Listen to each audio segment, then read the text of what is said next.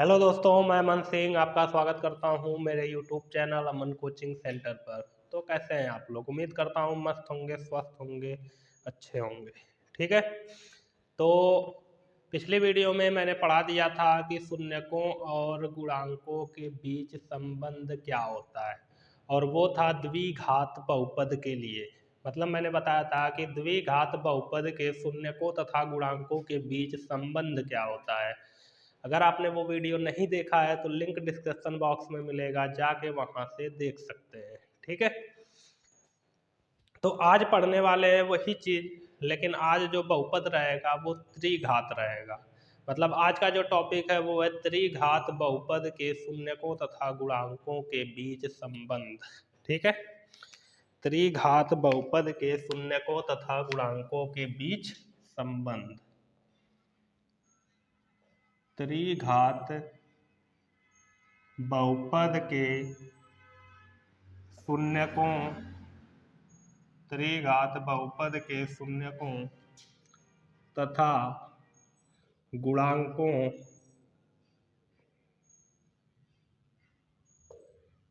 के बीच संबंध।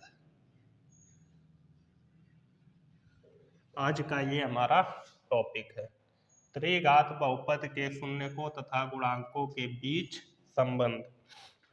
अब ये उन्हीं को अच्छे से समझ में आएगा जिन्होंने पिछली वीडियो देखा होगा। ठीक है। अगर आपने नहीं देखा तो मैं कोशिश करूंगा पूरा अच्छी तरह से समझाने के लिए। ठीक है। लेकिन इसमें बहुत सारे कॉन्सेप्ट ऐसे होंगे जो पिछली वीडियो से ही क्लियर हो सकते हैं, तो पिछली वीडियो आप जरूर देख के आइए, क्योंकि दोनों टॉपिक सेम है। बस वहाँ द्विघात बहुपद था, यहाँ त्रिघात बहुपद है। ठीक है। इससे बड़े बड़े क्वेश्चन बनते हैं, द्विघात बहुपद से थोड़े छोटे छोटे बनते हैं। द्विघात बहुपद में मैंने क्या बताया था, एक बार जल्दी जल्दी रिपीट कर देते हैं। अगर हम द्विघात बहुपद के लिए शून्यकों तथा गुणांकों के बीच संबंध देखें तो हमको मिला था शून्यकों का योगफल। शून्यकों का योगफल योगफल शून्यकों का योगफल, जिसको हम बोलेंगे अल्फा प्लस बीटा। द्विघात बहुपद था, उसके दोनों शून्यक थे अल्फा बीटा। ये त्रिघात बहुपद है तो इसमें तीन शून्यक आएंगे, तो अल्फा बीटा तो रहेगा ही, साथ में एक और ले लिया जाएगा गामा। ठीक है ना। शून्यकों का योगफल बराबर अल्फा प्लस बीटा बराबर आया था माइनस बी बटे ए। बी क्या था? यक्स का गुणांक, और ए जो था वो यक्स स्क्वायर का गुणांक था। तो एक फार्मूला ये हमको मिला था, ये दोनों शून्यक है और ये गुणांक है। एक हमको मिला था शून्यकों का गुणनफल। शून्यकों का गुणनफल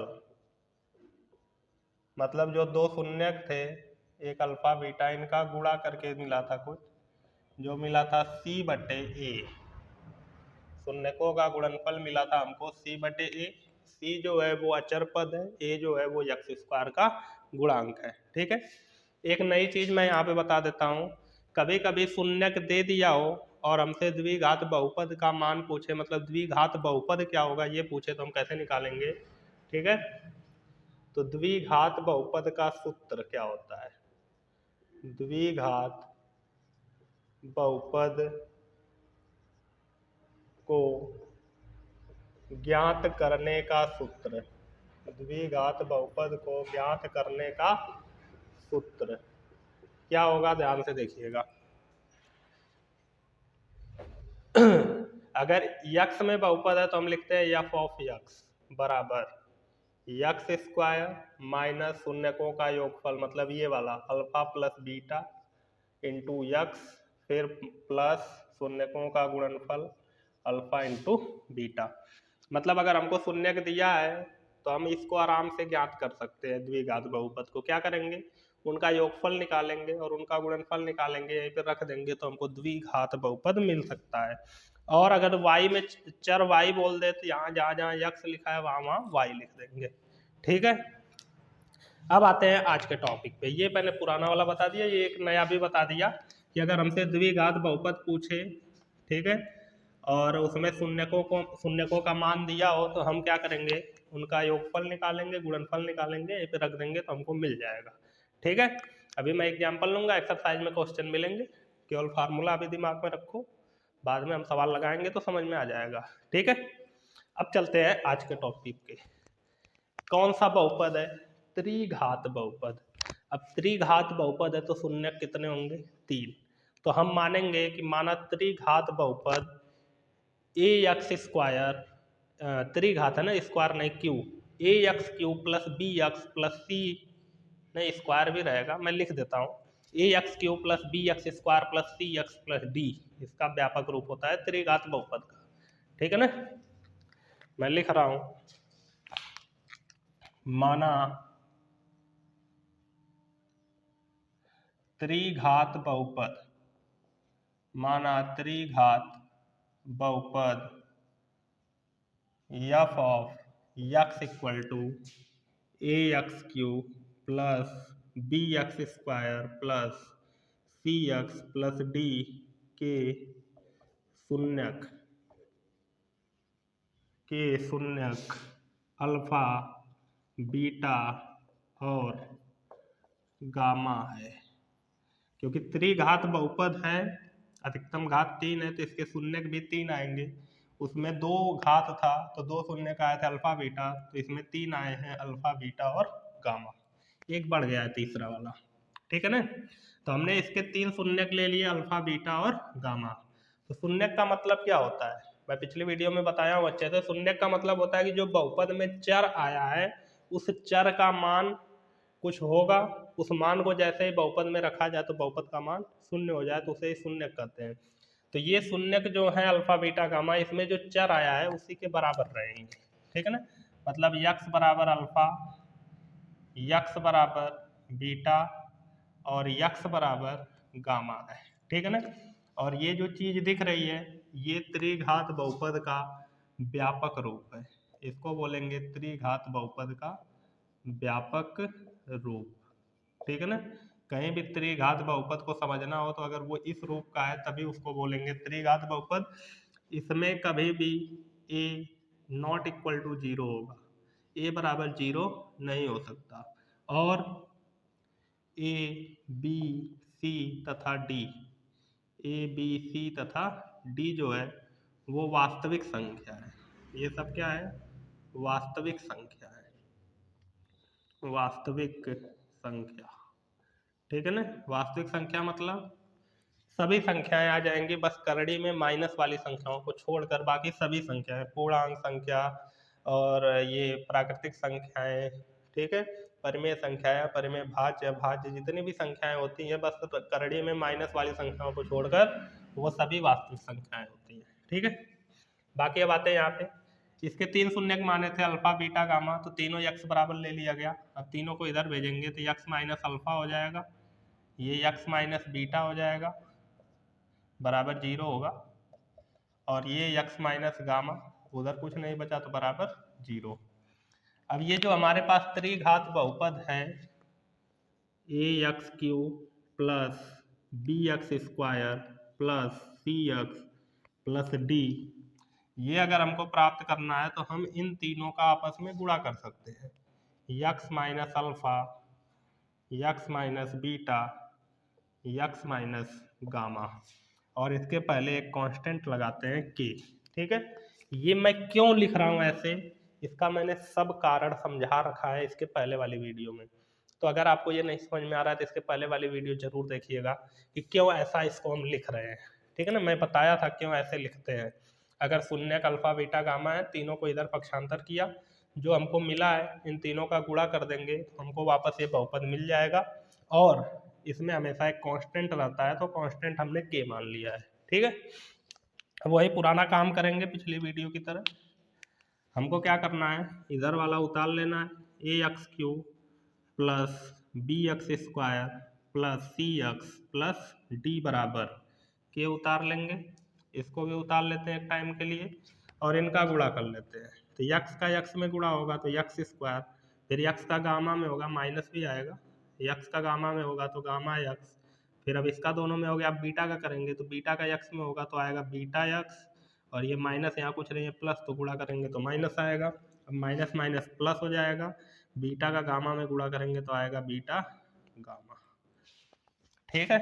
अब फिर इधर वाला उतारेंगे, a x cube plus b x square plus c x plus d बराबर के, इसको अंदर भेजते हैं, इसका भी गुणा करेंगे तो यक्स का इसमें गुणा करते हैं पहले सभी में, तो यक्स का एक्स स्क्वायर में करेंगे तो आएगा यक्स क्यूब, फिर माइनस यक्स का गामा यक्स में करेंगे तो आएगा गामा यक्स स्क्वायर, फिर यक्स का बीटा यक्स में करेंगे तो आएगा माइनस बीटा यक्स स्क्वायर, फिर यक्स का इसमें करेंगे तो आएगा beta gamma x.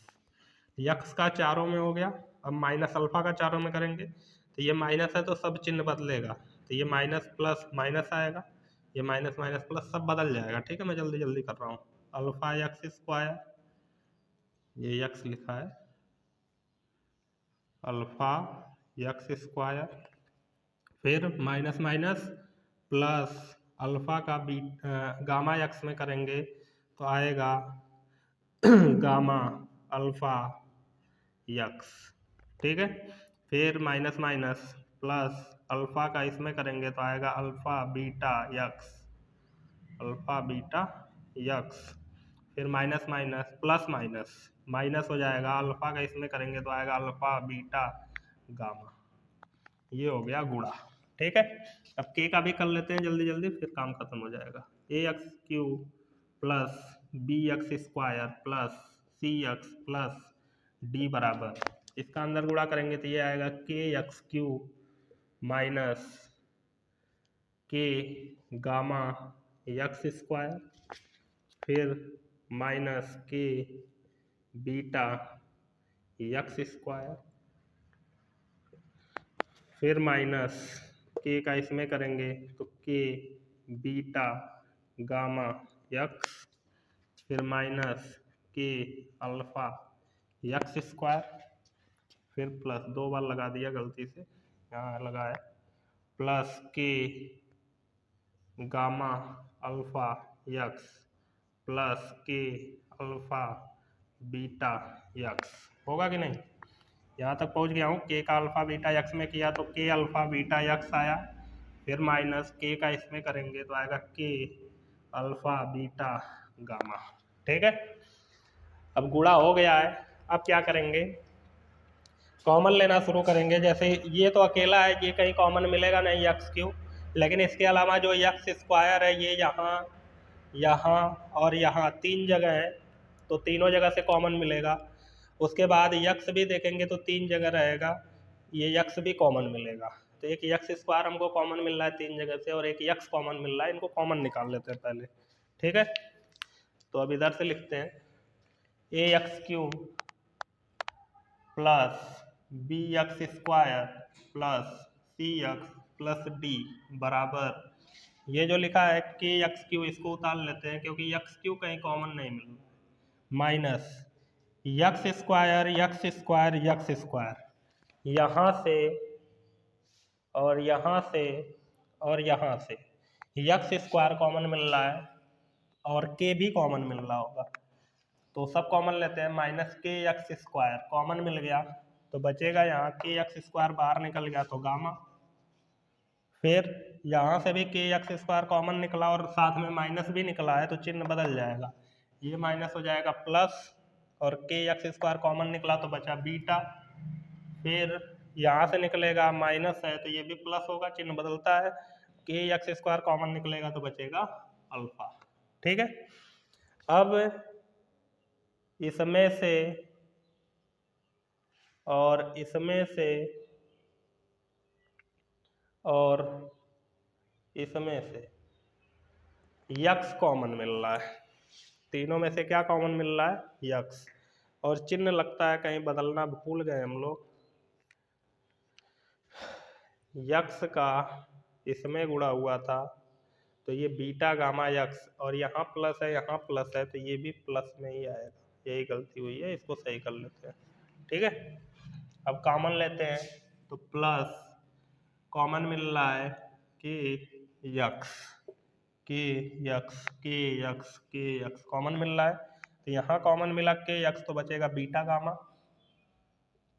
Beta gamma plus के यक्स बाहर निकला तो गामा अल्फा प्लस के एक्स कॉमन निकला तो अल्फा बीटा, और minus k alpha beta gamma उतार लेंगे ये वाला। तो जो जो कॉमन मिल रहा था कॉमन निकाल लीजिए। अब एक काम करते हैं, दोनों पक्षों में गुणांकों की तुलना करते हैं। दोनों पक्षों में गुणांकों की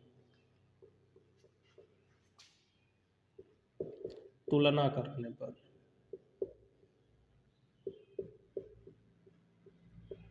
तो तुलना करते हैं। जैसे यहाँ a जो है वो एक्स क्यू का गुणांक है, तो a मैं उतार रहा हूँ। इधर देखेंगे तो एक्स क्यू का गुणांक k है, तो a बराबर हो जाएगा क्यू। गुणांक गुणांक देखना है। इधर एक्स क्यू का k है, इधर एक्स क्यू का a है, तो a बराबर k हो गया। इसको बना लेंगे समीकरण नंबर 1। ठीक है। और क्या मिल रहा है इधर ही लिखते हैं। यहाँ देखेंगे एक्स स्क्वायर का गुणांक minus k gamma plus beta plus alpha है, इधर एक्स स्क्वायर का गुणांक बी है, तो इधर से बी लिखेंगे बराबर, इधर से एक्स स्क्वायर के बगल में बी था, बी लिख लिया। इधर से एक्स स्क्वायर के बगल में है minus k gamma plus beta plus alpha, तो इसको लिख रहे हैं minus k gamma plus beta plus alpha. इसको बना रहे हैं समीकरण नंबर 2। तीसरा, यहाँ यक्स का गुणांक c है बराबर, यहाँ यक्स के बगल में k है और इधर भी ये पूरा है। k कोष्टक में कितना है, beta gamma plus gamma alpha plus alpha beta. ठीक है। समीकरण नंबर 3। लास्ट देखते हैं, यहाँ अचर पद d है, इसमें अचर पद है अल्फा बीटा गामा के और माइनस, ये मतलब ये पूरी टर्म लेनी है, minus k alpha beta gamma. समीकरण नंबर 4। ठीक है ना। तो कुल 4 समीकरण बनी है। इसके पहले वाले में 3 बनी थी, इसमें 4 बन गई, ज़्यादा थोड़ी कुछ हुआ है। अब क्या करेंगे, समीकरण 1 का मान 2 3 4 में रखेंगे। इसके पहले वाले में क्या किया थे, समीकरण 1 का मान 2 और 3 में रखे थे, इसमें एक बढ़ गया था, इसमें भी रख देंगे। तो आगे क्या करने वाले हैं, समीकरण 1 का मान, समीकरण 2 3 और 4 में रखने पर रख देते हैं। पहले 2 में रखते हैं, b माइनस के की जगह हमको क्या रख देना है, a, और ये लिखा है beta gamma plus beta plus alpha, इसको सही से लिख लेते हैं क्रम से, alpha plus beta plus gamma, ऐसे भी लिख सकते हैं इसको प्लस में, ये कोई दिक्कत नहीं है। अब इसको थोड़ा सा इधर भेजेंगे तो आएगा alpha plus beta plus gamma बराबर, ये गुणे में था, इधर जाएगा तो भागे में हो जाएगा माइनस बी बटे ए। ठीक है। एक फार्मूला ये हमारा आ गया। दूसरे में रखते हैं, c बराबर, तीसरे में रख रहे हैं, c बराबर k की जगह रख देंगे a, फिर इसको क्रम से लिख लेते हैं alpha beta plus beta gamma plus gamma alpha, alpha beta plus beta gamma plus gamma alpha. तो a को इधर भेजेंगे तो आएगा alpha beta plus beta gamma plus gamma alpha बराबर c बटे a। ठीक है। और 4 में रखेंगे तो क्या बन जाएगा, d बराबर माइनस के की जगह रखना है a, फिर अल्फा बीटा गामा, तो यहाँ से आएगा अल्फा बीटा गामा बराबर, इसको इधर भेजेंगे तो आएगा माइनस डी बटे ए। तो एक फार्मूला ये बन गया। तो उसमें 2 फार्मूले बने थे, इसमें 3 फार्मूले बने थे। जैसे ये जो लिखा है, ये शून्यकों का योगफल लिखा है, इसमें भी योग हो रहा है, लेकिन पहले शून्यकों का गुणा हो रहा है, 2 शून्यक को साथ लेकर गुणा कर लिया गया है, फिर योग किया गया है। तो बोलेंगे 2 शून्यकों को साथ लेकर उनके योगफल, मतलब 2 शून्यकों को साथ लेकर उनके गुणनफल का योगफल। ठीक है ना, पहले गुणा हुआ है फिर जोड़ दिया गया 2 शून्यक को लेकर। तो यही बोल रहा हूँ, दो शून्यकों को एक साथ लेकर उनके गुणनफल का योगफल, और यहाँ केवल गुणनफल हुआ है, शून्यकों का गुणनफल। तो तीन चीजें मिली है, मैं उसको अच्छे से थोड़ा सा लिख देता हूँ। पहला हमको मिला है शून्यकों का योगफल, शून्यकों का योगफल,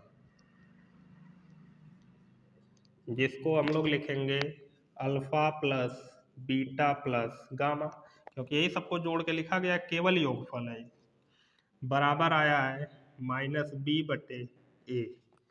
अब -b क्या है, ध्यान से अगर देखें तो पहले तो माइनस चिन्ह लिख लेते हैं। b क्या है, तो b जो है वो एक्स स्क्वायर के बगल में है, मतलब एक्स स्क्वायर का गुणांक।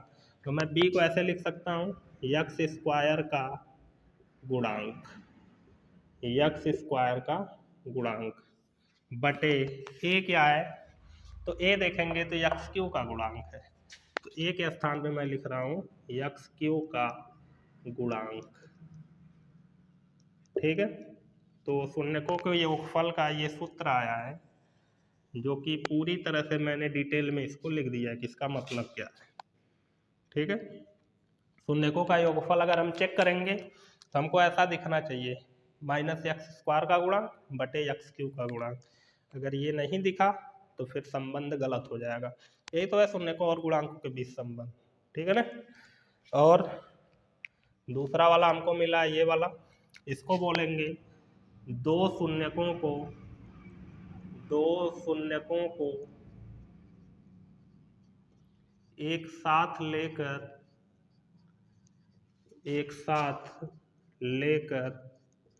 उनके गुणनफल का योगफल, जिसको बोला जा रहा है alpha beta plus beta gamma plus gamma alpha, जो कि आया है c/a, जो कि आया है c/a। अब ध्यान से देखेंगे c क्या है, c जो है वो x का गुणांक है, तो मैं c के स्थान पे लिख सकता हूँ x का गुणांक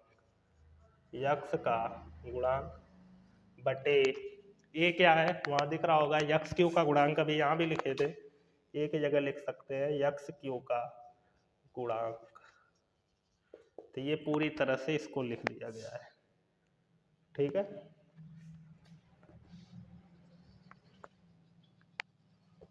ये पूरा लिख दिया गया। ठीक है, इसका मतलब है ये पूरा अच्छे से लिखा गया है।